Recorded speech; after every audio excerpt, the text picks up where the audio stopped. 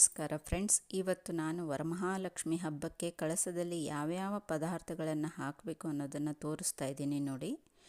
ಮೊದಲಿಗೆ ಅರಿಶಿನ, ಕುಂಕುಮ, ಹೂವು. ಅದಾದ ನಂತರ ಇಲ್ಲಿ ತಟ್ಟೆನಲ್ಲಿ ಏನೇನು ಇಟ್ಟಿದ್ದೀನೋ ಇದನ್ನೆಲ್ಲ ಒಂದೊಂದಾಗಿ ತೋರಿಸ್ತೀನಿ ನೋಡಿ. ಮೊದಲಿಗೆ 6 ಕವಡೆ, 6 ಗೋಮೇದಕ, ಹಾಗೆಯೇ 6 ಕಮಲದ ಬೀಜ. ಅದಾದ ನಂತರ ಲಾವಂಚ ಬೇರು, ಇದು ಲಕ್ಷ್ಮಿಗೆ ತುಂಬ ಪ್ರಿಯವಾದದ್ದು. ಅದಾದ ನಂತರ ಗುಲಗಂಜಿ. ಅದಾದ ನಂತರ ಶ್ರೀಫಲ, ಇದು ಕೂಡ ಲಕ್ಷ್ಮಿಗೆ ತುಂಬ ಪ್ರಿಯವಾದಂಥ ವಸ್ತು.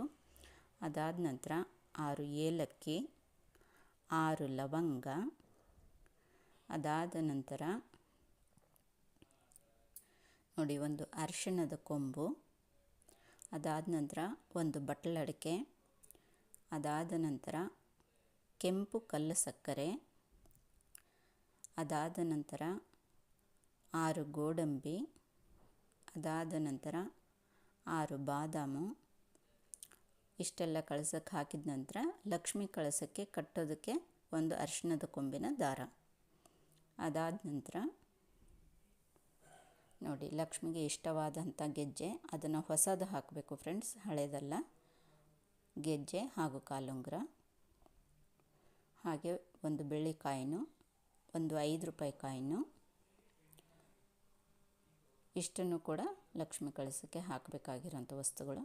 ಇನ್ನು ಇದನ್ಗಿಂತ ಹೆಚ್ಚಿನದ್ದು ಅಂತಂದರೆ ನೋಡಿ ವಜ್ರದ ಮೂಗ್ಬೊಟ್ಟು, ಹಾಗೆ ವೈಢೂರ್ಯ.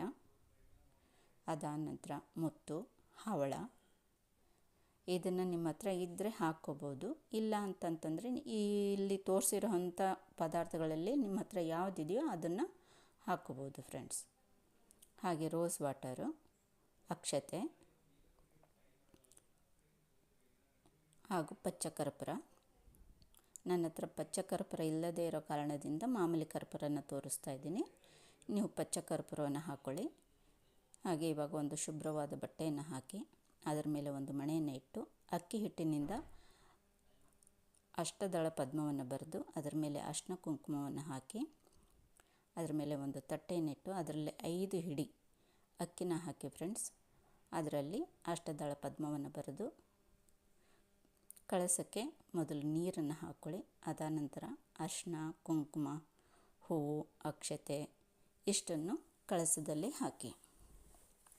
ಈಗ ಕೆಲಸಕ್ಕೆ ಹೋಗೋರಿಗೆ ತುಂಬ ಗ್ರ್ಯಾಂಡಾಗಿ ಕಳಸನ ಪ್ರತಿಷ್ಠಾಪನೆ ಮಾಡಿಕೊಂಡು ಗ್ರ್ಯಾಂಡಾಗಿ ಅಲಂಕಾರನ ಮಾಡಿಕೊಂಡು ಪೂಜೆ ಮಾಡೋಕ್ಕಾಗಲ್ಲ ಅನ್ನೋ ಅಂಥವರು ಈ ಥರ ಸಿಂಪಲ್ಲಾಗಿ ಲಕ್ಷ್ಮಿ ಕಳಸನ ಪ್ರತಿಷ್ಠಾಪನೆ ಮಾಡಿಕೊಂಡು ಪೂಜೆನ ಮಾಡ್ಕೋಬೋದು ಫ್ರೆಂಡ್ಸ್.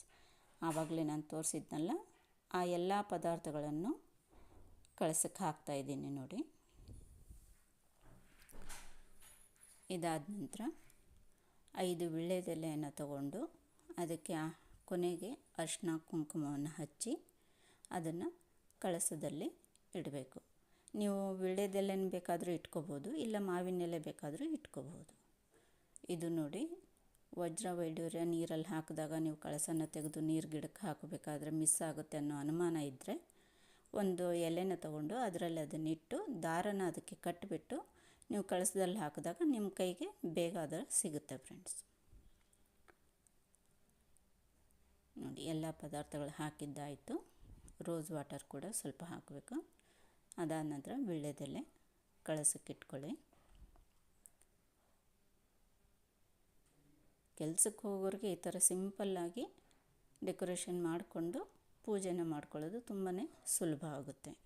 ಮುಖ್ಯವಾಗಿ ಎಲ್ಲಕ್ಕಿಂತ ಡೆಕೋರೇಷನ್ಗಿಂತ ಮನಸ್ಸಿನಲ್ಲಿ ಭಕ್ತಿ ಅನ್ನೋದೊಂದಿದ್ದರೆ, ನಿರ್ಮಲವಾದ ಭಕ್ತಿಯಿಂದ ಪೂಜೆ ಮಾಡಿದ್ರೆ ಅಮ್ಮ ನಮಗೆ ಒಲಿತಾಳೆ. ಆ ಕಾರಣದಿಂದ ಇವತ್ತು ನಾನು ನಿಮಗೆ ತುಂಬ ಸಿಂಪಲ್ಲಾಗಿ ಪೂಜೆ ಮಾಡೋದನ್ನು ತೋರಿಸ್ಕೊಟ್ಟಿದ್ದೀನಿ ಫ್ರೆಂಡ್ಸ್.